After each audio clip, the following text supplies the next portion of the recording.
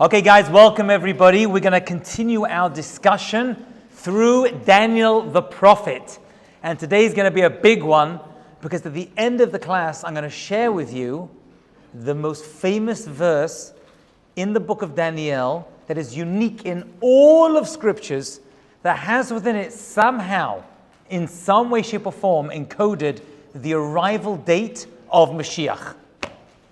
And that is where a number of the Rabbanim, famous ones that you've all heard of, tried very hard to double click on, as it were, and discover the final date. But we're not there yet. We're going to go back a little bit to the days of Belshazzar. If you remember, last week we spoke about two individuals, Cyrus and Darius. Cyrus and Darius the Mede, not Darius the Persian, who we're going to meet later on, who's going to be the one who is the child of Esther and Achashverosh. Not that Darius, a different one. Cyrus was a Median, and his son-in-law, Dayavish Darius, conquered Belshazzar and pretty much ended the Babylonian aspect of the exile and started the Persian one. That was all last week. Sound familiar? Fabulous. This week, we're going to go back to Belshazzar, because in his day something happened. So this is not chronological, meaning the book itself is not chronological. We're going to go back to a time when Belshazzar was still alive, and while Belshazzar was alive, Daniel the prophet had a vision. Now this is the first vision that was an interpretation of somebody else, and in it is probably the most famous exile messianic vision that he or anyone else in world history has ever had.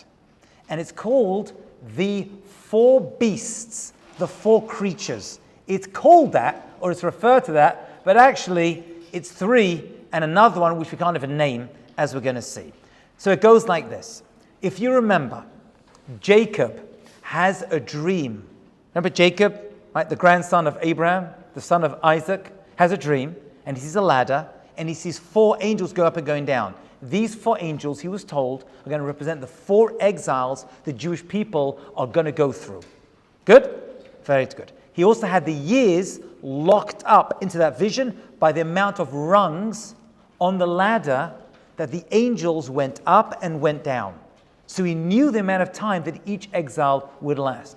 He also knew the exact arrival time of Mashiach, and he was going to reveal it, but he wasn't allowed to, and it was stum, it was closed off for him, and he wasn't permitted to reveal the time. We jump forward to the second and only other person that we know about. He knew the arrival time of Mashiach, and that is Daniel the prophet. Now, if you remember, he already interpreted a dream that Nebuchadnezzar had. Nebuchadnezzar, the Babylonian king who destroyed the first temple. In that dream that Nebuchadnezzar had, that he interpreted, he saw a big statue. Sound familiar? And it was in four metals. There was gold, there was silver, there was copper, and there was iron. And a little bit of clay thrown in at the end in the feet. And these represented, he told Nebuchadnezzar, the four exiles that my great-great-great-grandfather Yaakov saw in his dream. Fabulous. But that's all he saw. There wasn't a time frame. There were no details. He just knew there were going to be four exiles the Jewish people would go through, with a fifth one somewhere at the end. A fifth one somewhere at the end, and then Mashiach would come and redeem us. And that's all he told Nebuchadnezzar, and Nebuchadnezzar got very excited because in the dream that he had, the statue that he saw in this dream had a head made of gold. And he's like, whoa, I missed the gold. It then went to his head, and he built a statue made entirely of gold, saying, come and, respect me for who I am. He gets killed off, and then we jump down 2 generations to Belshazzar. While Belshazzar is alive, and remember, Belshazzar is the last Babylonian king before we leave the Babylonian exile and start the Persian one, right? Which is going to be the whole Achashverosh Purim story. That's going to be 2 of 4. Are we following so far? You still with me, my friends? Because I know we're doing a lot over here. I've got a lot more to tell you. So you better put your phones away and open your heads. Great. here is the revelation that he had, and it's a bit more detail than this statue of 4 metals and Jacob's vision of the ladder. It's the third in the sequence. And this is what Daniel, the prophet, sees. He sees 4 beasts coming out of the ocean, one by one. And each one is scarier than the one that came before it. And the vision happened at night. And nighttime always represents galut, exile, which is why Yaakov, Jacob, had his dream, his vision at nighttime. Abraham is Mr. Morning, Yitzchak is Mr. Afternoon, Yaakov, Jacob is Mr. Nighttime, because nighttime is Erev, things are dark, difficult, you don't know where you're going, you don't know where you've been, so that represents exile, galut. With me? So already, we know just from knowing that this vision occurs at nighttime is going to be very much about the exiles the Jewish people are going to go into. The first beast that comes out of the sea, and the sea is going to represent the stormy seas that cover the earth, that are going to be the forces that are going to be attacking the Jewish people wherever they are around the world, but specifically in the land of Israel. And the first beast he saw was a lion, and the lion had on it 2 eagle's wings. 2 wings of an eagle. Why a lion? So a lion represents royalty and strength. So this lion represents the Babylonian exile, which, as Daniel is seeing it, is about to end. He's like, so now I know, he says, that this is the end of the lion exile. Why wings of an eagle? Well, it's based upon other verses in the Torah that talk about this very powerful, regal, right? Because the Babylonians were a very powerful, a regal nation. That was a monarchy. The lion represents that. You've asked the Jewish people, Yehudah, that Mashiach comes from, is also a lion, is the image. That's why you see in the land, in Eretz Yisrael, in Yerushalayim, you see lions everywhere. The lion is the king of the beasts, and it represents royalty and majesty, okay, and kingship. So that's why he saw it as that. And the wings represent, what do you think? Movement. Goes around. And the Babylonians were able to do that. Unfortunately, in this vision that he has, which he probably shared with Belshazzar, the last Babylonian king, because he was alive at the time, the feathers from the wings get plucked out. The lion stands up, and it stands on its 2 feet, and it was given a human heart, which means it's no longer what it was before.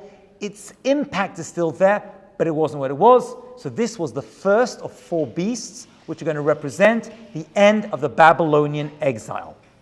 Then another beast came out of the ocean, out of the seas.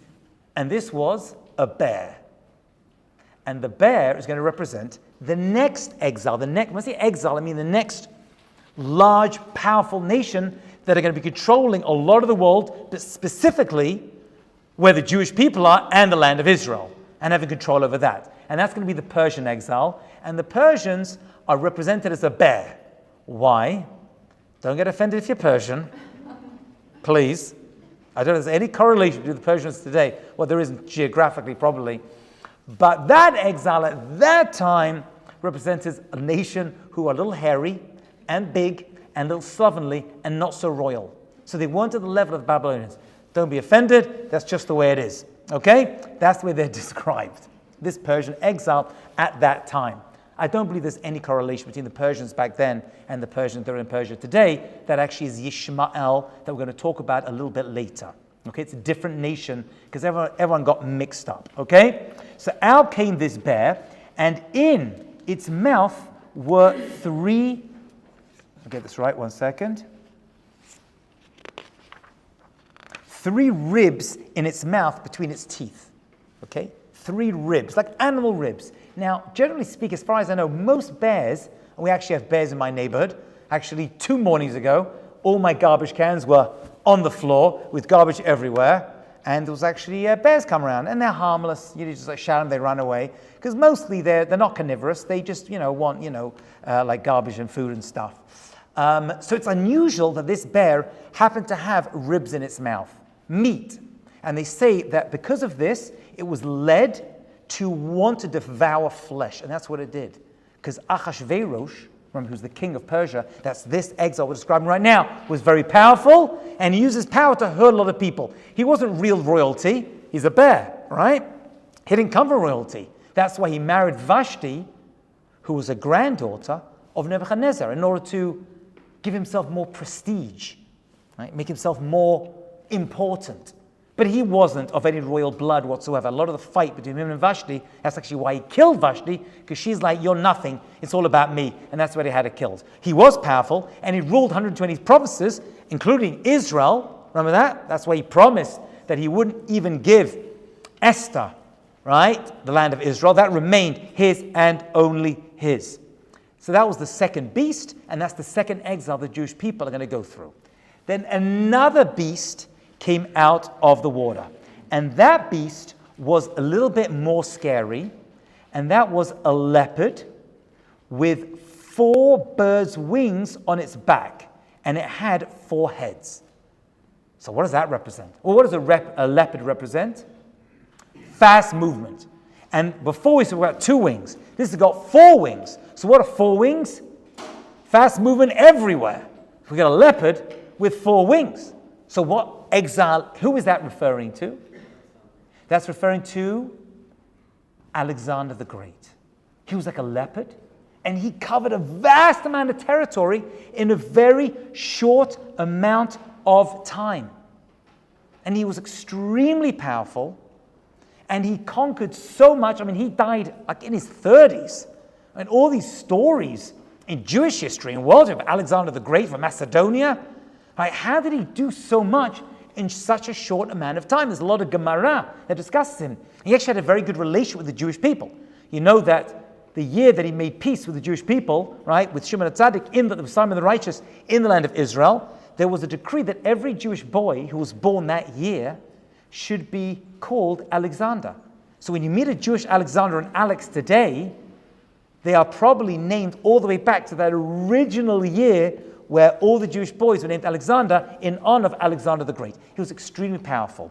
But in addition to a leopard, right, he's a leopard, he's moving around, 4 bird wings, he also had 4 heads. 4 heads. I know it's like a scary image. It was actually a very scary dream he was having. But the 4 heads represent the 4 kings who were going to take over when he died. Because the whole Greek Empire, but this is the whole Hanukkah story. So now we're into the Second Temple period, where the Syrian Greeks took over the land of Israel. This is what Daniel is predicting, because it hasn't happened yet. So he's predicting that's what's going to happen, and this was put into print for us, the Jewish people, so we'd recognize it when we saw it.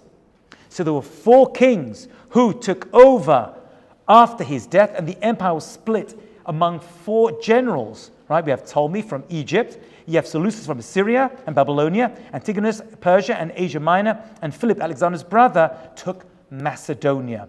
And that is how the Abarbanel, if you remember, anyone who's been with us, we're following the Abarbanel's interpretation, understanding of Sefer Daniel, because that's the person I'm connected to, okay? That's who we're following over here. So he said this third one is actually the Greek exile that Daniel was talking about. That's 3 beasts.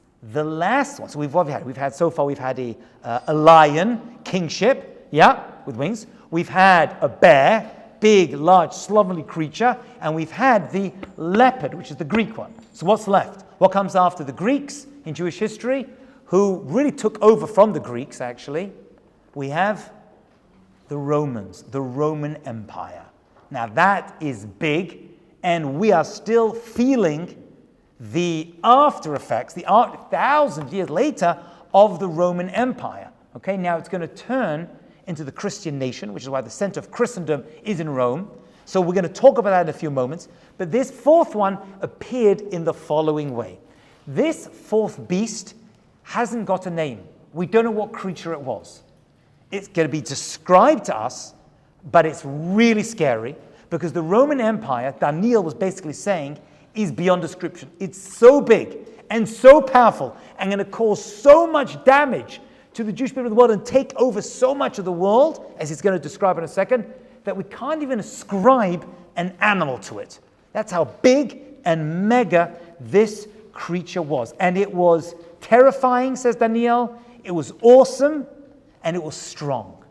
Terrifying, awesome, and strong, which means it had great brutality. Extremely brutal individuals. They didn't care. They wiped things out. They were meticulous at strategy and had tremendous, great foresight. And finally, they were very, very careful in their judgment with tremendous strength and power. Everything the Romans did, strong and powerful. And we still feel that today. Really, the whole Western world is just a continuation, right? Our form of government and language, everything else, and studying, the way we study, what we study, comes from this Roman world. I read somewhere recently that your average male thinks about Rome and the Roman Empire. Did you hear this whole thing? Did you hear this? I mentioned to my wife, and I said, how often do you think about the Roman Empire? She's like, never. I'm like, I probably like 3 or 4 times a week. Well, as Jews we do, because it really impacted us. We see ourselves as still living under the power of the Roman Empire, whether through now it's Christendom, as it were, right? Or then by the destruction of the temple. We're about to go into the 3 weeks tomorrow morning. Start. Who did that?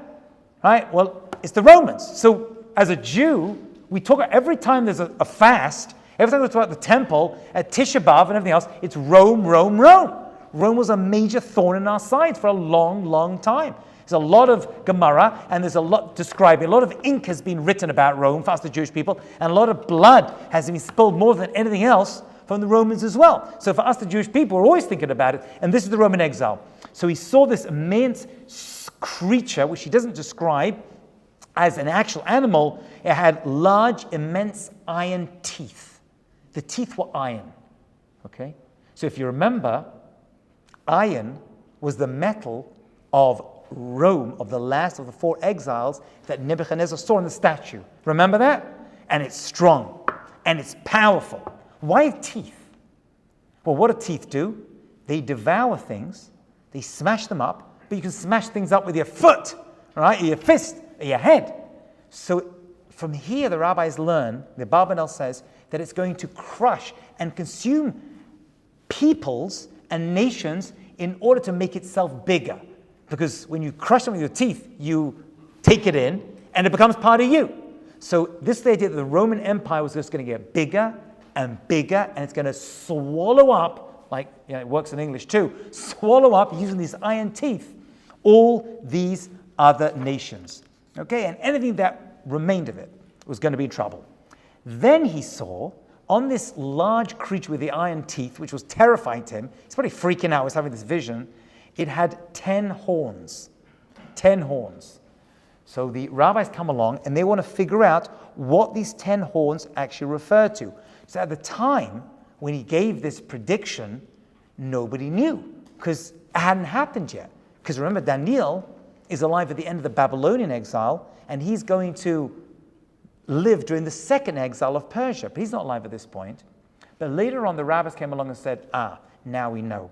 There were basically 10 emperors that ruled over Rome. And these 10 represent the 10 horns that Daniel saw on the back of this creature. And they were Julius Caesar, Augustus, Tiberius, Caligula, some of these names should mean something to you, Claudius, Nero, very famous, Galba, Otho, Vitellius, and Vespasian. So these are the 10 horns they saw, and the later rabbis, including the Abarbanel, comes along and says, I got it. That's what it is. This is the Roman Empire, and these horns that Daniel saw, now we know what they are. They represent these large, powerful 10 generals. Okay. Then he saw something else on this creature. He saw another small horn come out and uproot 3 of the previous 10 horns. So what's that? Now, when Daniel saw this, did he know exactly? Maybe he did, maybe he didn't, but he didn't print it. There's a lot of different opinions of who this 11th small horn represents. Some say, Rashi and others say, this last horn represents Titus. Titus was the son of Vespasian. And if you remember, we're about to talk about the next 3 weeks, all we're going to talk about is Titus, right? Titus was the one who destroyed the second temple. Okay? So that's how Rashi understands it. The Abarbanel that we're going through says this actually is a reference to the transition from Rome as being the Roman Empire and moving into the papacy, moving to the whole Pope thing. And he says that's what it's referring to. It's referring to the popes and their power and their control over the Roman Empire that we're still feeling today. Others, like the Malbim, says no. Titus, and it's all included in that 10, nothing to do with that whatsoever. This new horn is a new religion that actually rose up and is going to become a challenge to the previous 10 horns, because it uprooted them, and to the future. And what is that? Islam. That's what the Malbim says, Islam. This final horn is kind of part of this last beast, but it's coming at the end of it. And it's going to cause a lot of trouble to the world and to the Roman Empire, which becomes the Christian Empire at the end of days. Okay? And that's what he says, that he wrote that like in the 1400s. So he already saw the Christian and Islamic world having trouble with each other, which, in case you missed it, we're still having today. Okay? That's his understanding of it. And the three, according to the Abarbanel, the three horns that were rooted were actually the original Roman Empire, which was made up of kings and was made up of a republic. That's two. And the third one is Julius Caesar at the beginning of all the emperors. All of that was going to be uprooted by this small horn, and the papacy, according to the Abarbanel, it's the papacy, it's the popes, and according to the Malbim and others, it's actually Islam's going to come along and start to cause a lot of warring and challenge and trouble with the Christian Roman world that's going to last right to the end of days. If you remember, I know you're going back a little bit, we spoke about that statue that Belshazzar's grandfather saw and had those four metals, but there was a bit of clay, earthenware at the end. Right at the end, actually, and it appeared on the feet and the toes, right? And usually iron and earthenware don't go together. But here they did, because they're actually going to be contesting and fighting at the end of days. I will mention there is one commentator which stands apart from all the others, because everyone else agrees that these four beasts represent what I just told you. Babylonian, Persian, Greek, and Rome. That's pretty much accepted, the Barbanel and everyone else. The Ibn Ezra, I must mention, is a great, great rabbi. He says no. The fourth one that he saw, this big scary one, is Islam. So what about Rome? Rome and Greece go together, he say. So the third one, which was the leopard, are one and the same thing. That's just his understanding. And the whole fourth one with the scary, which is the big teeth, and the horns on the back, because that's all Islam. But there's 10 horns. It represents the different divisions within Islam. That's what he says. He's unique in saying that. But he's a very big rabbi. But I had to mention it. But no one else agrees with that. If you go to any Jewish school in yeshiva, they say the four exiles represent the four that I just told you. But he does actually say that. So he sees this. He sees in this horn human eyes and a mouth speaking. So the rabbis learn out from this that this little horn, which represents Islam, is going to be a speaking thing. It's going to be very erudite. And they're going to control the world, not always through power, but through speech. Okay? They're going to speak, and they're going to be very persuasive. Right? When you see a mouth, it's a persuasion. And eyes means it sees things. So it's going to be like an eye to the world, and it's going to be a lot of persuasion that this final, whether it's the popes or Islam, is going to persuade people to join it. Right? When Muhammad started, right, he spoke people to it, actually killed a lot of people too, but we'll leave that aside for now. Probably shouldn't, actually. There's a very good book which I recommend called Jerusalem by Simon Sabag Montefiore. It's a thick book, amazing book, highly recommended. Jerusalem. You're not going to forget that. That's it. A history. And it is thick and you cannot stop reading it. It's unbelievable, well worth reading. He does have a chapter there obviously on Muhammad, and I should tell you, much to my own possible threat by putting this on video, but he mentions in the book, he says that one day when he moved to Medina, because he was kicked out of Mecca, went to Medina. Medina is actually a Jewish name, Medina, right? There were many Jews living there, and they weren't buying into the early Islam as he was promoting it, and he killed 700 men in one day, Jewish men, took their wives in one day. Actually beheaded them, if you want to know. So this was the start of all that, as represented. According to Ibn Ezra, the fourth one. According to others, it's the end part, the little horn that came along to uproot. Yeah. According to Rashi, it says that it was Titus. Yeah. How did Titus uproot the three horns? What was that? So, according to, he doesn't mention it. He just says it's Titus. He mentions it's Titus, he says. He seems to think that they're going to come along and they're going to succeed, take over the Roman armies in the Holy Land. And he's only a small horn because when he did it, he wasn't an emperor yet. So he wasn't part of the original. But he uprooted previous work of the people that came before him. He doesn't go into any more detail as far as I know that I've seen so far. Okay? So we covered the Ibn Ezra. I wanted this the Malbim we saw. I mentioned that already. 3 horns. We saw the 10, and we saw the 1, and we saw Y eyes. Okay.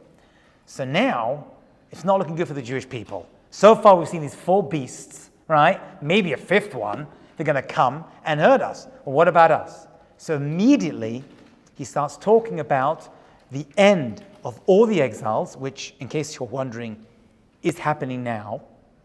So this is Daniel talking to us in 5784, going into 5785, 2024, and about to see what we're about to see.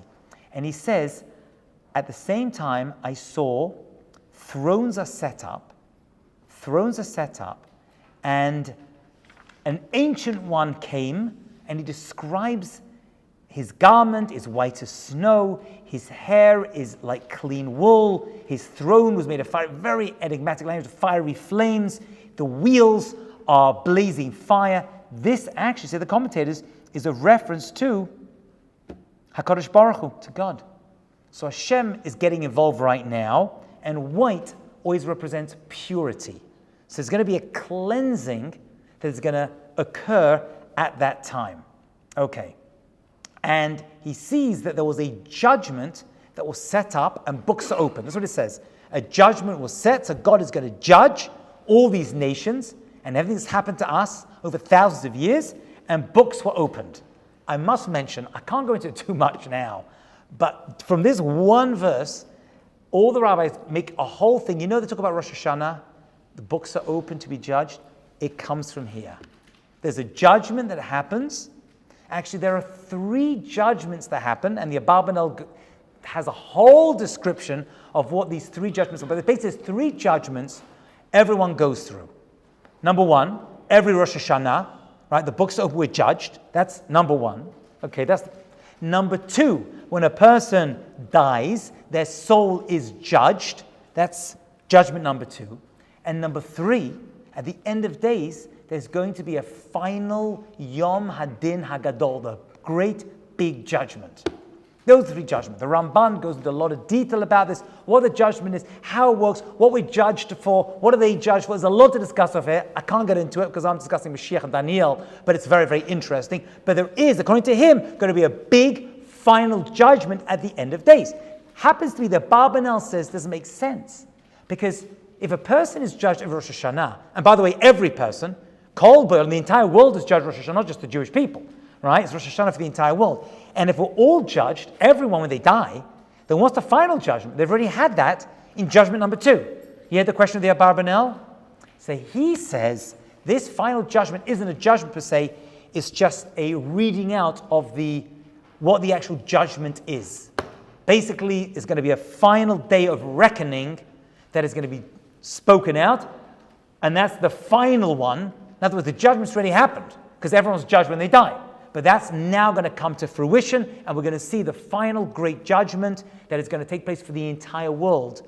And everything that's happened to us at the hands of the Romans and the Greeks and the Babylonians and the Nazis and Hamas, and all this is going to come into equation, and it's going to be a final great judgment of reward and punishment. It's just a lot written on that. It's based upon this, but that's all I'm going to say about it, because I want to get to the final piece before we finish. We only have a few minutes left, and that is the final aspect to what Daniel saw in this revelation. And it goes like this. He sees a man in night visions, so once again, nighttime again, and he sees this man arriving, a man of flesh and blood, with the clouds of heaven. Okay?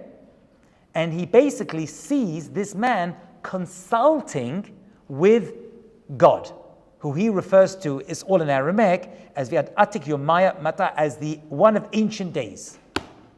So who is this man? So everyone agrees, and Rashi says it, Zu Mashiach. Who? Melech HaMashiach. That's who he sees. This Inish, this man is Mashiach. So he sees Mashiach in this dream, in this revelation, in this prophecy, arriving. I will mention again that he did know the final arrival date of Mashiach.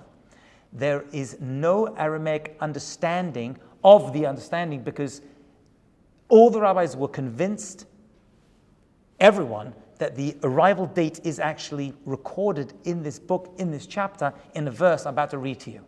Okay? So it's numerical, most likely. People understand numerically based upon events from history. I'm going to give it to you in a second. Hold on. So he sees this person come, and this person was a very impressive individual. He was given dominion and honor and kingship. Okay? Leyihiv Shaltan, Vikar, Umalchu. These are great titles to be given to someone. If you look in the other prophets, when they describe Mashiach, that they do, same kind of thing. A very impressive individual, a person who's very charismatic, who's going to bring kingship, because Mashiach's going to be a king, who's going to return peace to the world, and it's going to have tremendous kavod. Okay? And all the people, right, v'chol amamaya, every right, it works in Hebrew and Aramaic, umaya, v'lishnaya, and every language, everyone speaks every language, is going to say, oh, that's Mashiach. It's not going to be a question. Everyone's going to agree. It's going to take time till we get there. It's going to have to be a big breakdown of the old order that we're seeing right now. And then a new order is going to begin, and everyone's going to be like, that's Mashiach. Actually, Isaiah the prophet says, this isn't a class on Isaiah because that's much more difficult, but he says that all the nations of the world are going to stream to Israel, like rivers, coming to seek advice, to see the one true Mashiach in the land of Israel, in Jerusalem. That's going to be there, and all the other religions are going to disappear. You won't have any need for them. Every human is going to believe in the one true God of Israel, which is everyone's God. As I mentioned before, we don't have a monopoly on God. You should know that that one comment is going to get 35 comments on YouTube. I'm just warning you right now. If you believe me, look at it, but I wouldn't recommend it, okay? And we know, he says, that's going to be the final. Basically, all the other times kings have come, they've been replaced. He's like, no. Make no mistake, says Daniel. When this Mashiach comes, that's the end of all the galuts. It's done. No more war ever again. No more hardship ever again. It's all done, he's saying. It's going to happen forever and ever. It's everlasting dominion, and its kingship is never going to be destroyed. That means there's always going to be safety and peace in the land of Israel, actually in the entire world. Right? The $4 trillion or something, which I heard recently, that is spent militarily, right, throughout the world, maybe it's just America, I don't even know, is done. That's done. No more war and no more bloodshed, and Mashiach is going to be here for the entire world. Daniel got uneasy, and he said, as for me, Daniel, I became uneasy, right, because all these visions started to get to me. Right? He's a normal man, flesh and blood. What do you remember the guy, right?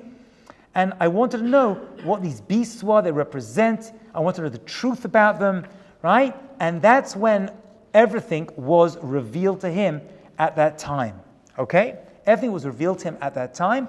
We are not privy to that information. But he does say the following, and this is important. I'm going to read you the verse. And if you want to know, we're in chapter 7, verse 25, right? And it goes like this. He will speak words against the Supreme One, okay? He will exhaust the Holy One. That is, he's going to really come forward and do great things. He's going to plan, alter the seasons. He's describing the tremendous upheaval that's going to happen in the world once Mashiach comes. Okay, and all these other nations that I mentioned, he's told, Daniel is told in this dream, are going to fall to the hand of Mashiach, which fits in very well with all the other prophets, and the Rambam that says one of the main jobs of Mashiach is to fight the wars of Hashem, the Milchemet Hashem. Right now, there's potential Mashiach, and right now, the potential Mashiach could be fighting the wars of God. It could well be. It could well be. Okay? And all going to be given to his hand. And here's the verse: Ad idan v'idanin uflagi idan. Until a time, and times, and half a time. Anybody? That's when Mashiach is coming. I'm going to say it again. Ad idan v'idanin uflag idan. It's going to be a time for when he's speaking, and times, and half a time. Rashi, this is very out of character with Rashi. Let me just talk, before I get to that, I'm going to get to it. I want to talk to you about predicting when Mashiach comes. The Gemara, okay, I'm going to tell you what it is, and then I'm going to reverse everything I'm going to say. The Gemara says that trying to establish the arrival time of Mashiach, a person is cursed for doing it. Tipach atzman shel machshvei kitzin. Those people who try to find the exact time of Mashiach's arrival should be cursed. It literally means their bones should rot. But the Gemara curses such individuals. Okay? It's not a good thing. Why? So the Gemara mentions it, and Rashi answers and says, because they're going to say, this is the time, according to my calculation, reading the words of the prophets. I came up with the calculation. I saw the signs that all the rabbis gave us. I saw the signs the prophets gave us, and that's the time. But let's say that time comes and goes because they miscalculated. Is that possible? Could great people miscalculate? Absolutely. I'll give you an example from history. We know there was a tribe called Ephraim who were with the rest of the Jewish people in Egypt. Now, they had a tradition that the Jewish people would be in Egypt for 400 years. Ends up being 210. Okay. Now, when they heard that that was a prediction given to our Avot, they miscalculated, and they were off by 30 years. So a lot of people from this tribe of Ephraim left Egypt 30 years too early and end up being killed in the deserts and didn't make it into Israel. So you can have great people who try to calculate a prediction from the prophets and still get it wrong. There's simpler examples. Such as? We should look the Torah. They miscalculated. Oh, very good. So that's right. But that's a one-day miscalculation. You're right. But it ended up being the whole Chet Egel, the whole sin of the golden calf, came from a one-day, very good, miscalculation. Do I start the 40 days today, or do I start tomorrow? How do you start the calculation? They started that day, actually started the full day. Very good. So there's many miscalculations. According to the Gemara, it seems absolutely forbidden to calculate Mashiach's arrival. Not that it's impossible. It may well be possible, and you're able to do it. All the rabbis agree, and they say you shouldn't do it. The most fiercest one that says you should not do it is actually the one we probably quote the most. That's the Rambam, Maimonides. He says, don't do it, terrible thing to do, don't make this your big study.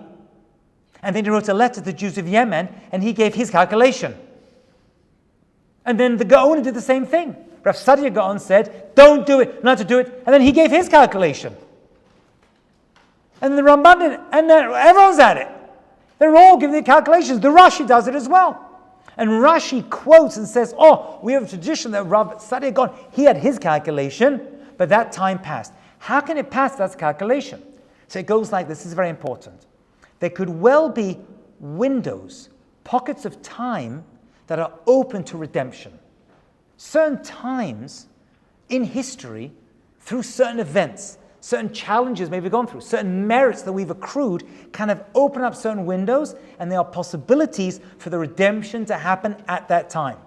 Maybe we don't merit it at that time. Maybe we're not worthy of it at that time. Whatever it is, it doesn't happen at that time. That doesn't take away from the idea that there is a calculation. I'm going to add to that maybe there isn't one time. Maybe there's 2 times. 2 times Mashiach's arrival? Yeah, because we know Isaiah the prophet, in chapter 60, uses 2 words, and those 2 words describe 2 possible times of the arrival of Mashiach. Be'ito, Achishena. He's going to come in his time, or Achishena if he decides to speed it up. Be'ito, Achishena. Those are the words of Isaiah the prophet, chapter 60. Be'ito means he's going to come, and he must come by a certain time, and that's a fixed date. Many people believe that to be by the 6,000th year. It doesn't have to be, but it's a fixed time. But we have the ability, through our actions, right, to do certain things, including Shabbat and chesed to each other, to achishena, expedite, bring early the redemption and make it come earlier. Okay? Okay, hold on. We also have a prophecy we just saw of Daniel, that this great king is coming from the clouds. All the other creatures, if you remember, came out of the sea. Very physical. They were beasts. Our Redeemer, our King, is coming from clouds. That's very, very nice. Isn't that beautiful? Coming out of the clouds, out of the spiritual realm. But wait a minute. We know, and all of you have heard this, that Zechariah the prophet says in chapter 9, verse 9, that Mashiach is going to come like a poor person riding on a donkey. So the rabbis are like, well, the rabbis of the Gemara are like, well, which one is it? Says Rabbi Shua ben Levi, is he going to be coming out of the clouds, like all fancy with great miracles, out of heaven? Or is he coming, like a poor person, like an ani rochav al chamor, on a donkey? Well, which one is it? And he answers and says, it depends whether we merit it or it just happens. Where do you get that from? From Isaiah. Isaiah gave 2 time frames, but those 2 time frames also describe 2 possible ways he can come.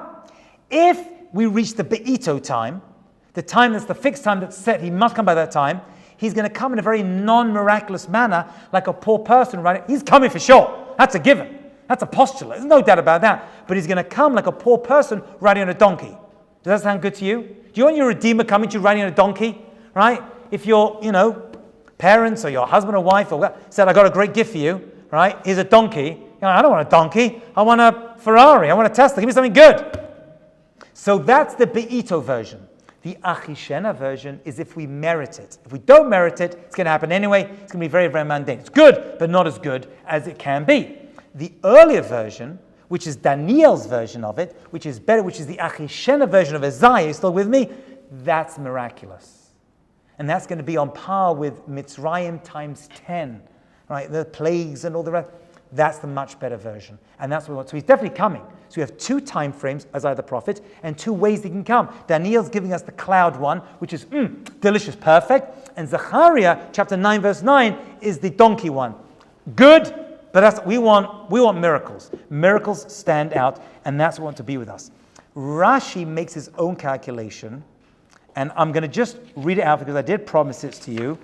And once again, everyone complains and says, don't do it. And then they come along and they actually do it. So Rashi explains the words v'idanin uflagidan as times, half a time, adidan, until a time. Thus, and I'm going to tell you what he says. I'm reading English. Thus a time, right, which is 2 times because it's plural. The plural form indicates at least 2, and a half a time, which means we know that the first time refers to the Babylonian Jewish history. That's up to that point, which is 480 years from the Exodus until the building of the first temple. That's one time. Then we have 410 years the temple stood. So add 410 to that. That's the second period. Gives us a total of 890 years. Half of that is 455 because it's half a time. We have a time. 2's half a time. Comes to 445 years. Adding this to the 890 we had originally. I'm not running through this, but trust me on this. Rashi brings us down over here on this pasuk. Comes down to 1,335 years. That's Rashi's understanding of this verse of Daniel. Now it could be that time is gone, or it could not be.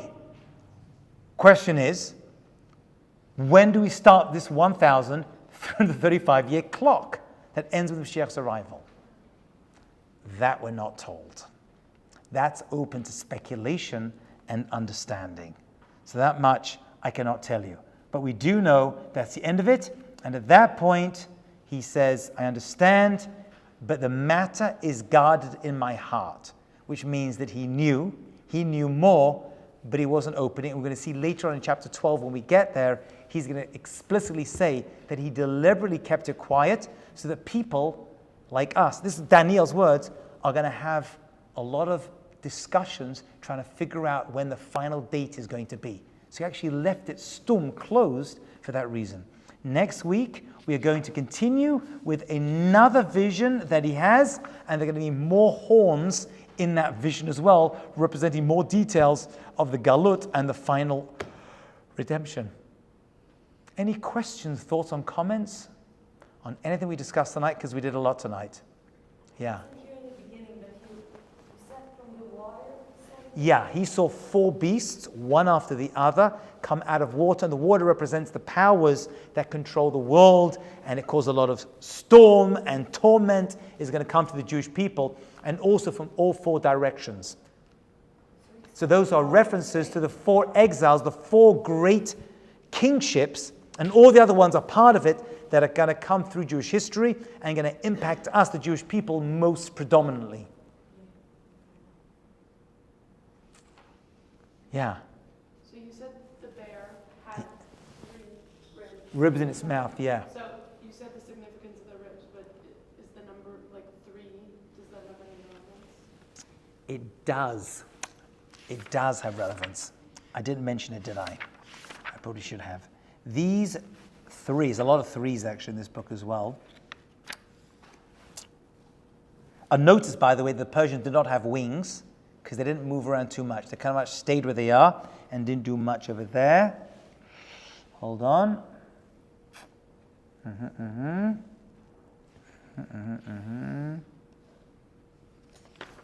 want to answer that. 3 ribs. Basically, there were 3 provinces that were continuously in a state of revolt, and the Persians came along and swallowed them up and incorporated them into the Persian Empire. That's what Rashi says based upon the Gemara. Others say they represent the 3 kings that are Cyrus, who allowed the Jewish people to go back to Israel, Achashverosh, who stopped it, and then Darius, who allowed it again. Those are the 3 ribs, represent those 3 leaders that end up allowing us to go back to Israel to build the second temple. That is Rashi. Anyone else? Fabulous. We'll stop over there. Dinner served, and Rabbi Reuven will be speaking in a moment. We'll continue, God willing, next week with the next upcoming chapters.